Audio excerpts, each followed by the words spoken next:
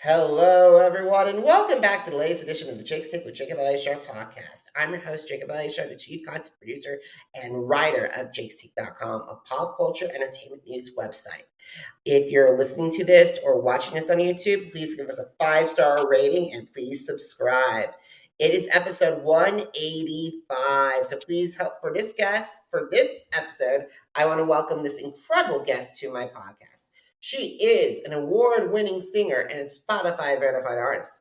She shared stages with Ariana Grande, Kanye West, Lady Gaga, and Stevie Wonder, and she is the founder of the Little Voices nonprofit. So please help me welcome Crystal Starr to the podcast. Woo! Hi, thank you, Jacob, for having me. You're so welcome, Crystal. It's a pleasure to welcome you on this 185th milestone episode. Wow, congratulations, 185. Yeah, it's amazing what you can do. And this podcast has been starting since November 2019. So it's Oh, amazing that we're now wow. at 185. So thank you so much for taking time on your schedule to talk with me. And I'm Absolutely. excited to talk about your journey because you have a fascinating story to tell. Absolutely. Well, thank you so much for having me. I'm looking forward to talking with you. Awesome. So when did you get interested in music and how did that passion evolve into desire to pursue a career in the recording industry? Um, I started singing in church, and I've always known since I was 3 o'clock, 3 o'clock, since I was 3 years old, that this is what I wanted to do. I used to run around the house, and my mom can vet for this, that I used to run around the house just saying, I'm going to be a singer for Jesus. I'm going to be a singer. And I've always just known. And so just from singing in church to singing background for different various people. I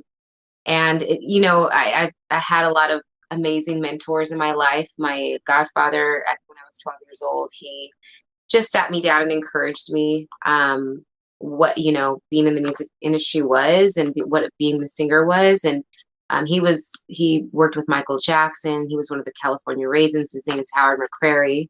And he just an incredible jazz musician and artist himself. And so I just always knew. And fast forward to when I turned 16, I think was my first professional gig, singing background for Jessica Simpson, and on the Disney Channel thing, and just knew this is it for me. I just knew it from there. So, um, I just wanted to sing. That's all I wanted to do. I gotta say that to have someone that has actually worked with Michael Jackson and have someone say that as one of your mentor figures and role models is just unbelievable. I was just blessed to interview Sadia Garrett years ago, and it's still amazing to hear about to have someone to have that to have background Michael Jackson. He is still one of the greatest recording artists of all time, and also Jessica Simpson. That's just amazing that you got your start with her. Yeah, yeah. She's an amazing artist as well. Yeah, it's great. Awesome, but not just, but however, in addition to Jessica, you've also shared the stages with a lot of big heavy hitters. I'm talking about Ariana Grande. I'm talking about Kanye, and also Lady Gaga, the Jacksons, and the one and only Stevie Wonder. So, what were some of the lessons that you learned with from them that helped you grow as a performer? Yeah, like I'm a major observer. Like I observe everything and I absorb everything as well. So just being on stage with like artists like that, it really just teaches you dedication, diligence, consistency. Um, just watching them and loving the way that they love their craft, it really taught me to really like get into it more, if that makes any sense, because this career is not something you just jump in and you're like, I'm going to be famous. It has nothing to do with that. It has everything to do with, do you love what you do? Because there's going to come a day where you get a lot of obstacles, where you have a lot of obstacles, and how are you going to get through those? Well, by the thing that you love the most, which is performing. And being on stage with those people really showed a lot of that, a lot of knowing your craft, a lot of preparing, preparation, practice, and yeah, just really what being a humble person is about. I think I just like to sit around and watch what everybody does. And it just takes a whole team to do what we do. Absolutely. And the thing is, it's better to have to know and to do the passion because to do what you're passionate about. Like I've been doing this for over 11 years and it's not podcasting, but like redoing interviews and like writing and all and journalistic and entertainment news because I've always felt that love for it ever since I watched Regis Philbin and Rosie O'Donnell's talk show and Oprah's talk show, and not to mention Entertainment Tonight. I've always wanted to be that person. Yeah, it's pretty awesome. Thank you. It's amazing too. And so, what have been some of the challenges that you faced breaking into the music industry, and how did you overcome those obstacles?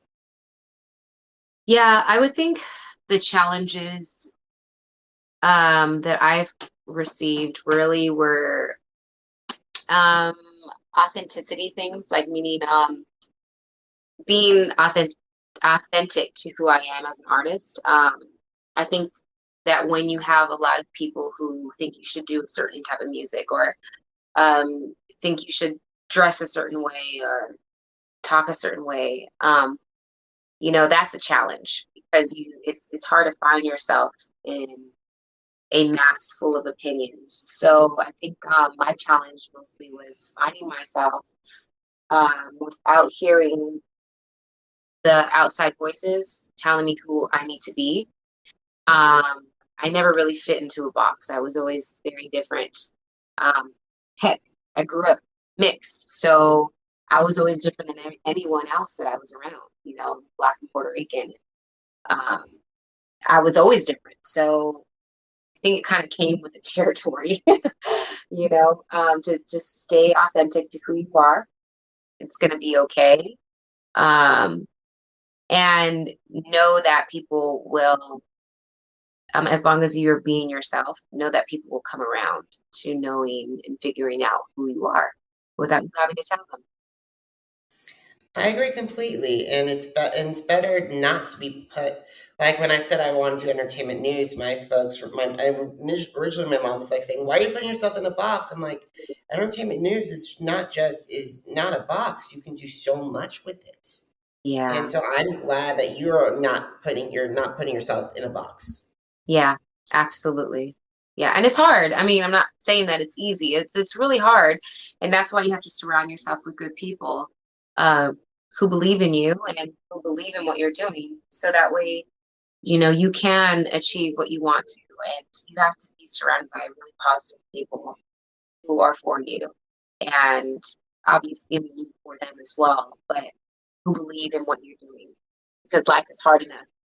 We're hard enough on ourselves, right? So, um, yeah, we have to surround ourselves with those positive people to help us keep going because it's so hard to keep going if we deal with things in our head all the time with our own self. So, yeah, so surround yourself with the right people to encourage you to keep it going.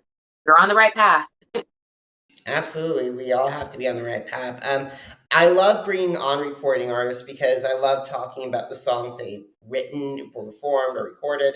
So I want to tell you, one of the songs that gravitated me towards you was I Still Love You. And because it reminded me of if Lizzo's Cause I Love You and TLC's No Scrubs had a baby. And it was Still Love You. Yeah, that is one of my favorite songs to sing too. Whenever I'm performing, I mean, that song is always, everyone else's favorite, one of their favorites as well. And it's really awesome to really see the reaction because it really did come from a real place of, falling in love with somebody and then they didn't love you, and they loved somebody else, but they're pretending, blah blah blah. But I think us as women, we always find the way to love through hardships and hurt and heartbreaks. And so, um, yeah, that I Still Love You is written from a place of that heartbreak and kind of thing. So yeah, it was from my first album, She, and it's one of my favorites as well. I'm glad you brought up the title track because I listened to She before we got on, and wow, that is an empowerment anthem. Mm, yeah. it's funny because that song, I literally wrote that song in this room like within 5 minutes, and I knew right away that that song was special. I changed my whole album name. It was called I forgot what it was called. Uh, oh gosh, I can't even remember what it was called before, but I changed it from whatever it was called to She right after writing that song, and wrote it within 5 minutes, and I knew the song was really powerful. It was really to celebrate, women, and not to put down any man. I think a lot of people confuse empowerment with putting somebody else down. It has nothing to do with that. It has everything to uplift and celebrate our moms and our grandmas and our best friends, the women who deserve to be celebrated. And then behind every woman, I believe, is a strong man as well. So, I mean, I have amazing men in my life that uplift me as well. So, yeah, She is all about that. Absolutely. And besides it's a power ballad because another empowerment anthem of Sisters Doing Them for Himself, it's a very up tempo that Yeah, Aretha Franklin did with Annie Lennox and David Stewart. yeah. Hmm. Sisters All are doing it for themselves. Yep. right. Yep. I want to talk about, while we're on the subject of collaborations, Goody Two Shoes with El Michelle. It's your most streamed song on Spotify as of this recording with 40,000 streams. And when I listened to it, it reminded me of another collaboration, Britney Spears and Madonna's Me Against Music. And if you mix in Janet's Control. Oh, sweet. That's the first time I heard that. That's awesome. I love that. Yeah. Thank you. Goody Two Shoes was one of the fun. I mean, the music video was literally the funnest time I've had. I mean, I really wanted to pay tribute to like the girl groups like TLC and SWV and who else was it? It was And Vogue? TLC. Who was it? And Vogue? Yeah, In Vogue and Salt and Pepper. Like, so I got to dress up, myself and all the dancers, and it was so much fun. Oh my God, doing that music video was so much fun. So yeah, and El Michelle is one of my bestest friends. So yeah, having her to collab on that song was really great. Awesome. So, Crystal, you're about ready to release Pop Star.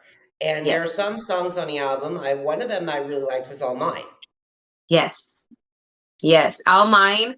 So like this album is so special. It's, she was special for that time in my life and it's still special to me. And now this album, Pop Stars, is a break free album for me. It really like I broke free from a lot of things, including my own way out of my own way during the pandemic. I think I learned a lot about myself. I learned a lot about creativity, being an artist, being the artist that I want to be, not being an artist, being an artist that I want to be during the pandemic. And I started to learn how to produce, and good friends of mine and my producer Jay Mitchell helped me with that, and learning on YouTube and all that kind of stuff, and then working with some amazing producers like Keith Harris from the Black Eyed Peas, Renard Hughes, Biscuit and Butter, just like working with amazing producers like that really, really, really made me more confident. Like, okay, I'm doing good. But it also helped me find myself. Like, All Mine was one of the first songs that I produced on the album, and I wrote it with my girlfriend Courtney Janae, who's an amazing artist.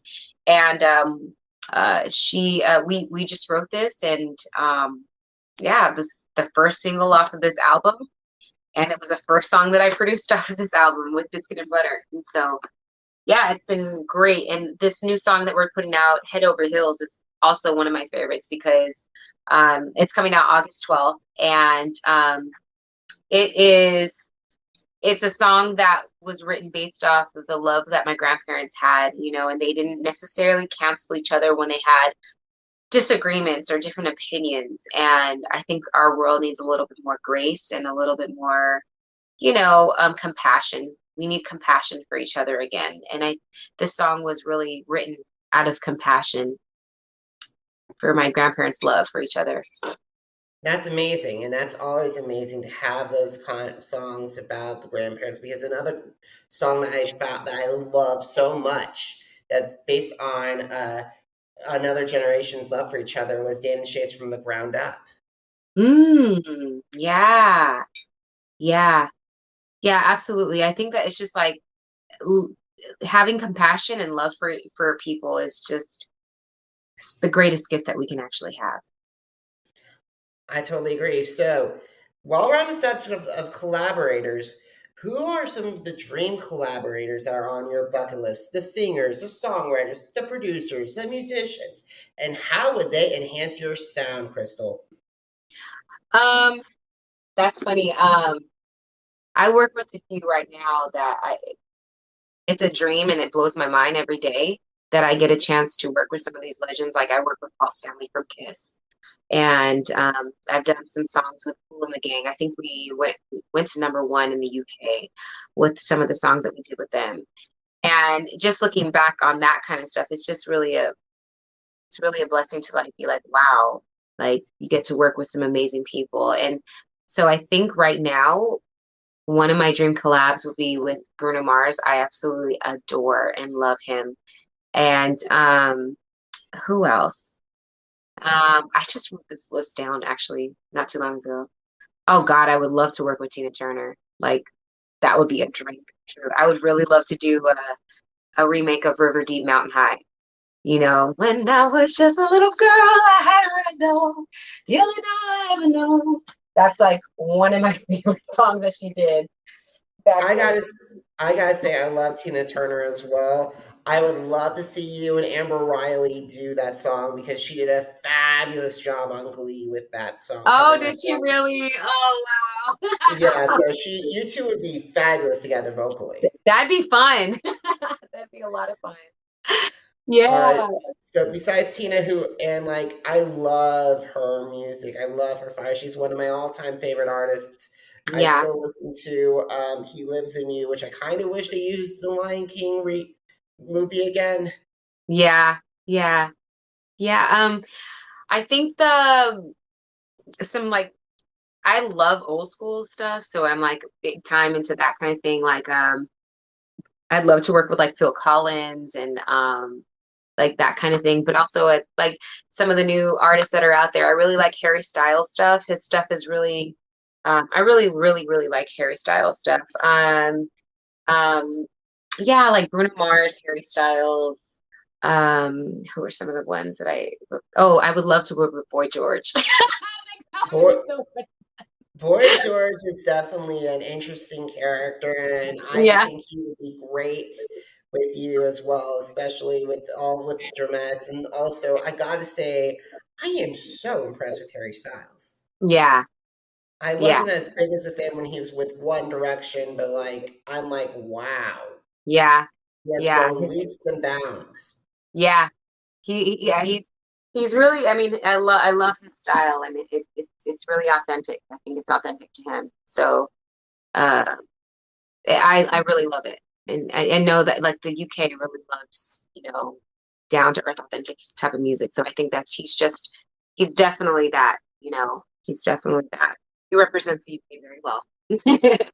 Absolutely. So, also, in addition to your work in the music industry, you also founded a nonprofit, Little Voices. So, can you describe your nonprofit's mission and how my audience can help?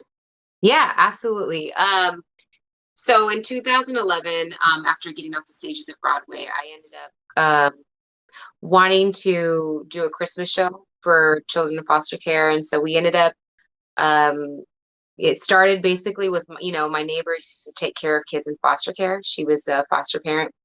And they used to always just come over to my house and I would just see the struggles that they would go through, that they would just come over just to kind of get away and play the piano or get on the microphone because I know at my house, like I always have something to do regardless. So they would always come over and just have fun. And so if I could do anything with my gift, it's just really, if I can do anything for them, it's just use my gift and take them out of that space for at least for 5 minutes. So started in 2011.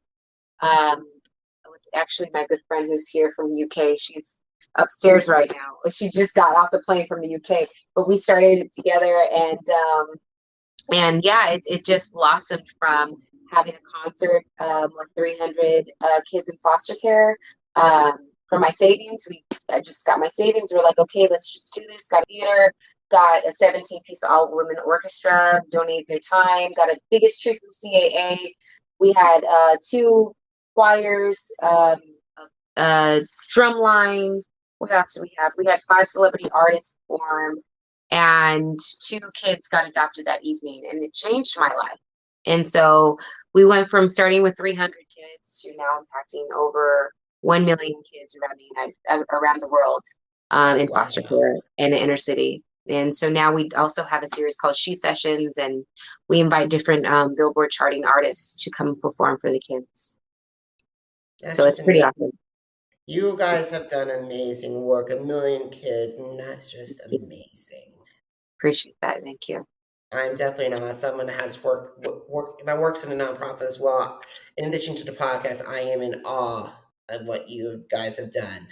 Thank you very much. It really, honestly, it's the reason why I do everything that I do.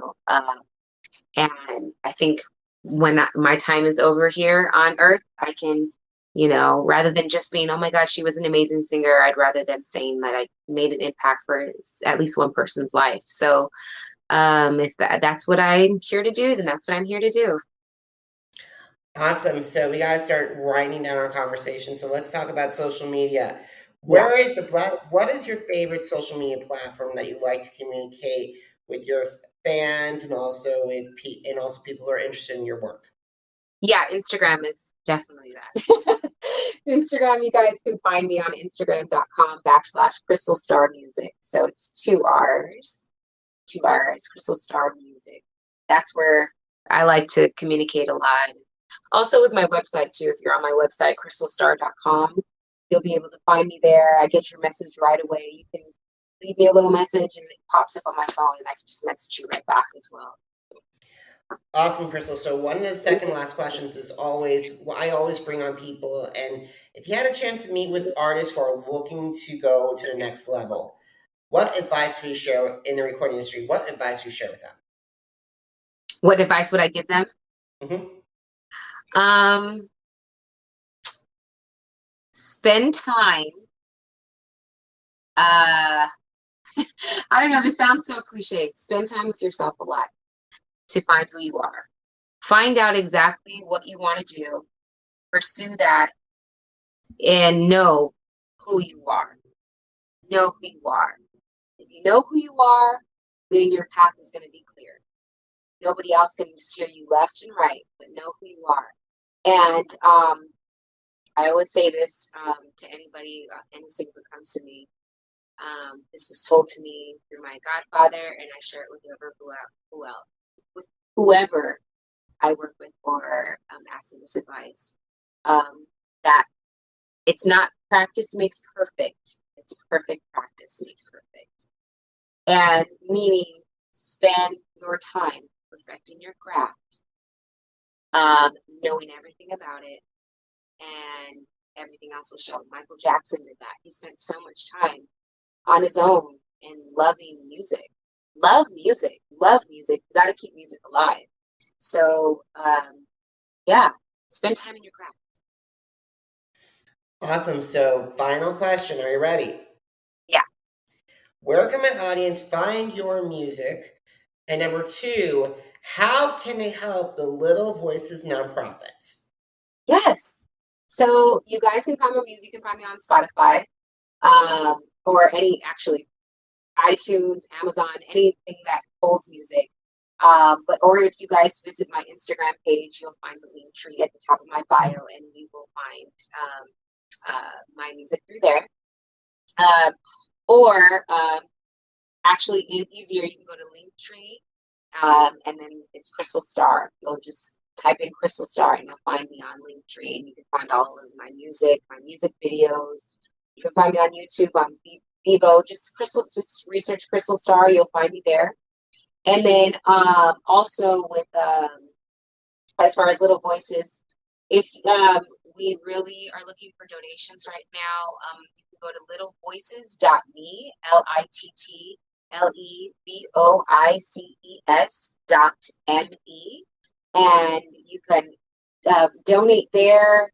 We're going to be doing a fundraiser soon on the 13th, raising money for our programs and stuff. Right now, we're also going to be collecting backpacks. We're going to be taking some backpacks down to some girls' homes, some girl foster homes, and some girls that have dealt with mental health issues, as well as boys' homes. So we are looking for backpacks and crafts and all that kind of stuff we can shove in there and take it down to there. So you can find more on littlevoices.me. Message us, let us know how you guys would like to help.